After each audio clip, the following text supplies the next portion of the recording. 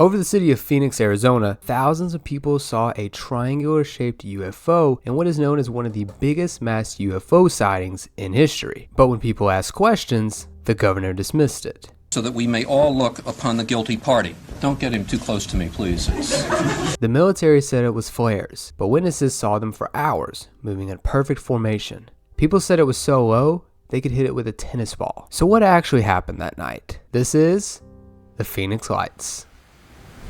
March 13th, 1997. The Phoenix Lights are known as one of the biggest and most unexplained mass UFO sightings in history. But what a lot of people don't know is that it wasn't just Phoenix. Over 16 different cities across 3 states all reported seeing this craft. This came out to an estimated 10 to 20,000 witnesses with hundreds of confirmed reports, which is extraordinary considering most people don't report things even if they see something odd. The craft's flight path began near the northwest Nevada-Arizona state line, went through Prescott, Phoenix, Tucson, and possibly continued toward Mexico. The first sighting was at 6:55 p.m., with most of the sightings occurring between 7:30 and 10:30 p.m., and the latest one being around 2 to 3 a.m. Keep these times in mind because they're going to be important later. Now, most of the sightings are similar, but there are a few details that change. Some people reported them as individual lights and orbs, some described them as fireballs, but most people said they were all part of one triangular-shaped craft. Dozens of calls flooded the police department with cops, doctors, astronomers, and pilots all seeing the lights and saying it was something unidentified. Even Bill Grava,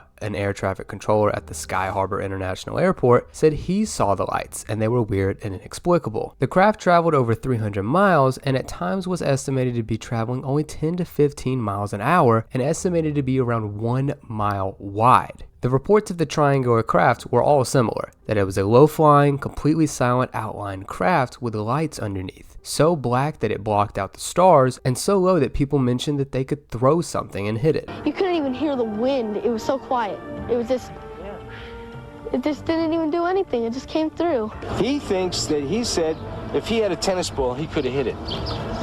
He could have thrown a tennis ball at it. It was that close. It was very close. He just could have nailed it. People saw it come across the mountains, move above the city of Phoenix, fly over their homes, and reports range from it being only 1 to 500 feet of altitude. Most people report 5 to 7 lights, with 3 lights on each side of the craft and 1 at the tip. The reports of the lights range from blue white to yellow white to amber, like the glow of a cigarette. Some even mentioned they saw them as individual lights, splitting apart and rejoining the formation into a triangle. A few reports came in of a 2-mile wide disc-shaped mothership UFO with rows of windows and human silhouettes inside the craft, very similar to how Barney Hill explained the UFO in his abduction case. And despite the fact there weren't any corroborating claims for that, I still wanted to mention it as a minor detail that often is missed in videos on this topic. Both MUFON and the National UFO Reporting Center were involved and received hundreds of reports from the event. One unique report was a truck driver that was delivering materials to Luke Air Force Base and saw lights from a UFO for 2 hours. Once he got to the base, he saw them hover in the distance and saw 2 F-16s take off to intercept the UFOs. He mentioned the UFOs looked like toy tops, the same description as the gimbal. In a separate MUFON report, a groundman at Luke Air Force Base confirmed that this was true. The National UFO Reporting Center received a report from another individual who claimed to be an airman at Luke Air Force Base at 3:20 a.m., 8 hours after the sightings, reporting that 2 United States Air Force F-15C fighters were scrambled to intercept the objects, and the last reported sighting by civilians was between 2 to 3 a.m. of a V-shaped craft, so this lines up. The airman reported that the radar went to white noise, and once the jets got close, the pilots reported it was so big that they could easily land on it, and the lights dimmed in unison and the object disappeared from their sight.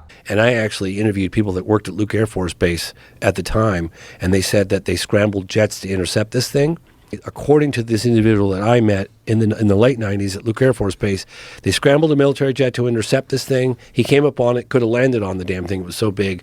And it went from moving very, very slowly to accelerating like warp drive. Boom, just gone. When the jet came back to the base, Luke Air Force Base, they had to carry him out of the plane, I'm told, because he was so shaken by what he saw. With dozens of phone calls, hundreds of confirmed reports, thousands of potential witnesses, the public was demanding answers. Phoenix Councilwoman Frances Barwood was the first to publicly demand an investigation. The local government ended up calling on the Air Force, who said they couldn't investigate since they were prohibited from doing so after Project Blue Book ended in 1969. The Arizona governor, Fife Symington, eventually held a press conference. And now I'll ask Officer Stein and his colleagues to escort the accused into the room so that we may all look upon the guilty party. Don't get him too close to me, please. In the alien costume, the governor's chief of staff. Now, this just goes to show that you guys are entirely too serious. This severely pissed off civilians and politicians, with so many people being a witness to the event and just being written off as a joke. Over a decade later, the governor mentioned he was regretful and needed to relieve the public pressure since they didn't have any answers to provide, despite the fact that they investigated behind the scenes. He also mentioned he saw the craft too. Well, I saw a huge craft just kind of come right over Squaw Peak. That was, it was just breathtaking. So unquestionably, it was a UFO. It's nothing like anything I've ever seen. And you're an Air Force guy. Yeah, and a pilot. And then, there were all the sightings. Flares. There were the sightings of the America West plane coming into Sky Harbor. Said he could have landed on it. It was enormous. Yeah. Like an aircraft carrier in the sky. Is that about as close Yeah, as I think that's a fair description. Oh my God. Other prominent witnesses included Dr. Lynn Kitai, a medical doctor who gave up her private practice after witnessing this event. She claimed not only to have been a witness to the event, but to have photographed similar lights months and even years leading up to the Phoenix Lights. She ended up writing a book and producing an award-winning documentary on the topic. However, she is slightly controversial. Her photographs are super cropped to make them hard to verify, and you can also make anything look like anything when you crop them like this. She also trademarked the phrase the Phoenix Lights, and with her book and documentary clearly has had financial gain from the event.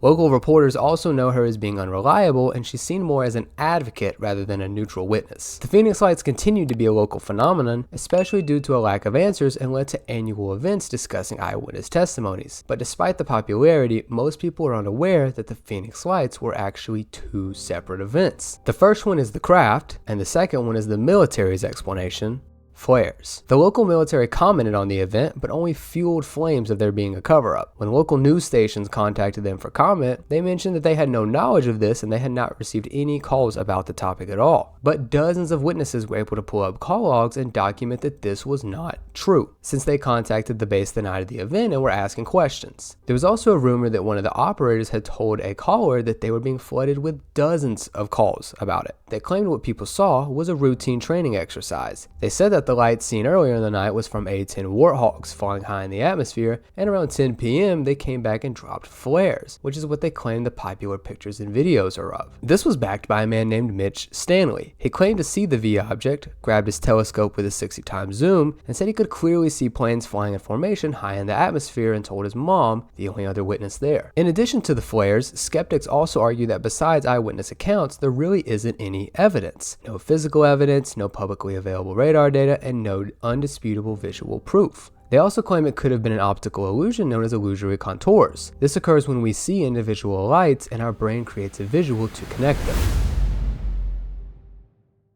But none of those explanations hold up. First off, skeptics point to the fact that eyewitnesses are some of the most unreliable data you can have, and that it typically isn't even admitted into court cases. That's true. And that would be valid if there was one witness, or maybe 5, but not hundreds, over multiple different cities across multiple different states, with reputable civilians like cops, doctors, governors, and pilots all reporting seeing the same thing. People with nothing to gain from being a witness of this event.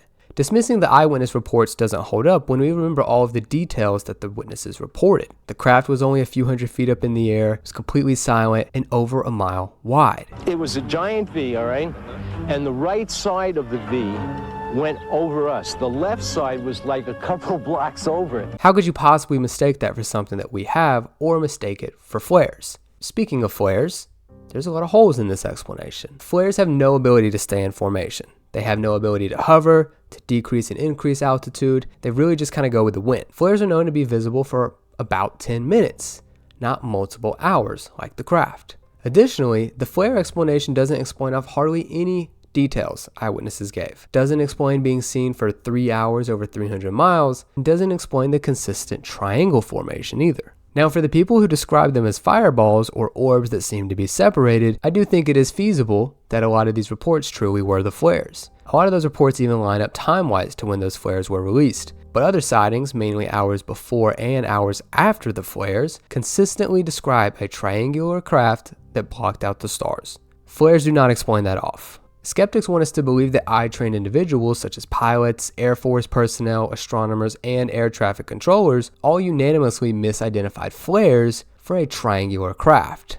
And another hypocritical point that skeptics make is pointing to Mitch as a piece of evidence. He mentioned that the lights were planes that he saw in his telescope and that they were very high up in the atmosphere, which doesn't explain how people said it was only 100 to 500 feet above them and that they could hit it with a tennis ball. Another hypocritical point about Mitch is people mentioned that he had his mom there as an eyewitness, but skeptics were mentioning the eyewitnesses were unreliable, but now that it caters to their story, all of a sudden it works. So skeptics want to say eyewitness reports aren't credible, but then they choose to believe that one and dismiss hundreds.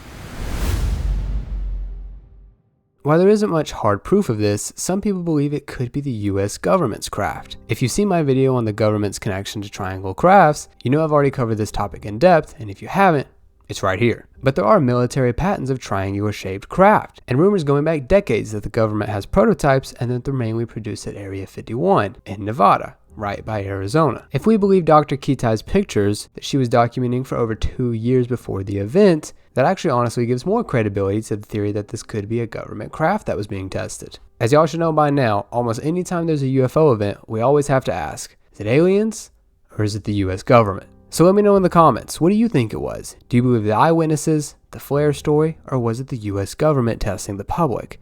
Don't forget to like and subscribe.